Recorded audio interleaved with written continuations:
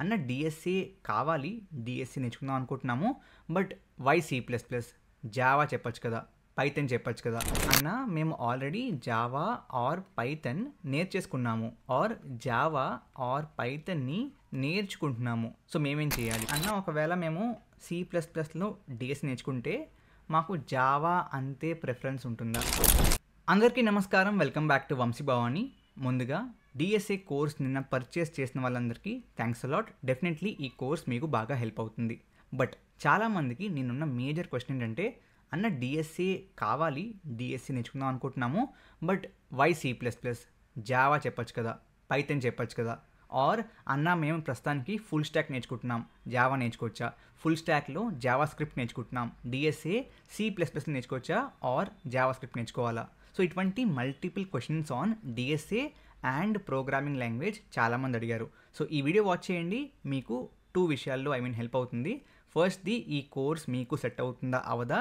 సెకండ్ది, బేసిక్లీ ఫ్యూచర్లో కూడా if you want to get in to IT industry DSA కావాలి కాబట్టి అప్పుడైనా సరే మీకు ప్రోగ్రామింగ్ లాంగ్వేజ్ చూస్ చేసుకోవడంలో ఈ వీడియో హెల్ప్ అవుతుంది. Now firstly let me just show you one thing.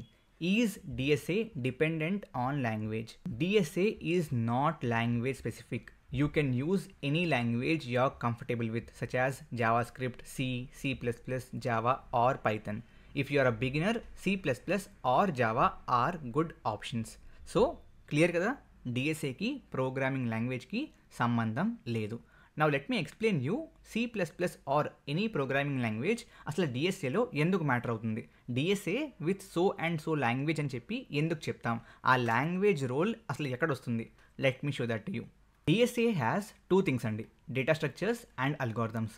So data స్ట్రక్చర్స్లో మనం ప్రోగ్రామింగ్ చేస్తున్నప్పుడు డేటాని ఏ విధాలుగా స్టోర్ చేసుకోవచ్చు, ఏ విధాలుగా స్టోర్ చేసుకుంటే మనకి రిట్రీవల్కి కానీ, సర్చ్కి కానీ, సార్ట్కి కానీ వేరియస్ ఆపరేషన్స్కి మన ప్రాసెస్ ఫాస్ట్గా ఉంటుంది అనే విధంగా మనం ఇక్కడ డిఫరెంట్ స్ట్రక్చర్స్ని నేర్చుకుంటాం.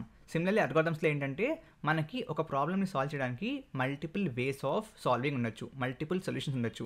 వాటిలో ఏది ఆప్టిమైజ్డ్ అండ్ ఆ ఆప్టిమైజ్డ్ సొల్యూషన్ని మీరు ఫాస్ట్గా ఎలా కనుక్కోవాలి, that's the concept of algorithms.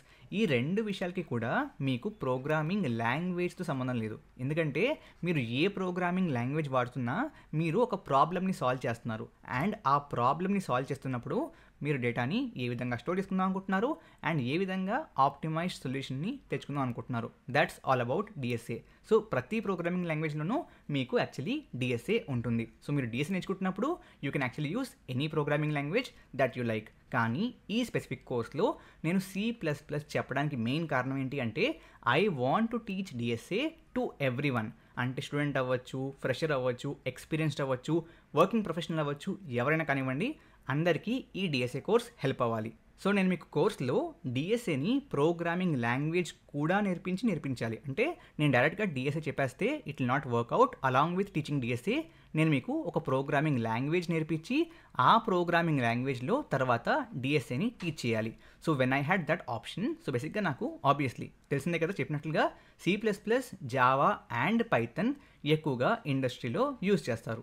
నా బేసిక్గా జావా అనేది as a programming language C++ కంటే డిఫికల్ట్. That's reason number 1.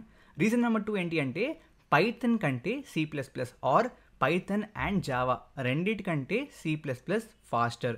మూడో రీజన్ ఏంటంటే, C++లో ఉండే STL స్టాండర్డ్ టెంప్లెట్ లైబ్రరీ మీకు చాలా బాగా హెల్ప్ అవుతుంది. అండ్ ఇన్ఫ్యాక్ట్ జావా కలెక్షన్స్ కంటే C++ STL efficient and easy to use. కాబట్టి these are few reasons why I chose C++.